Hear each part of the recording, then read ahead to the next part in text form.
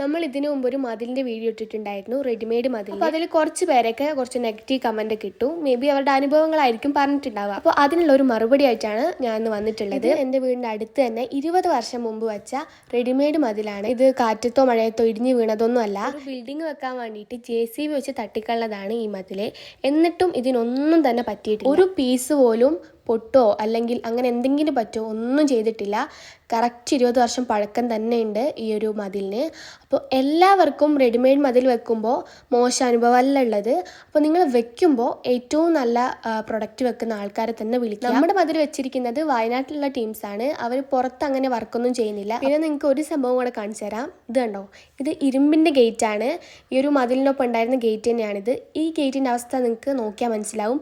20 കൊല്ലം പഴക്കമുണ്ടെന്ന്. എനിക്ക് ഇത്രേ പറയാനുള്ളൂ. ഇരുമ്പിൻ്റെ ഗേറ്റ് പോലും നശിച്ചു പോയി. പക്ഷേ സ്റ്റിൽ നമ്മുടെ ഈ ഒരു റെഡിമെയ്ഡ് മതിൽ ഒന്നും പറ്റാതെ തന്നെ നിൽക്കുന്നുണ്ട്. അതിൻ്റെ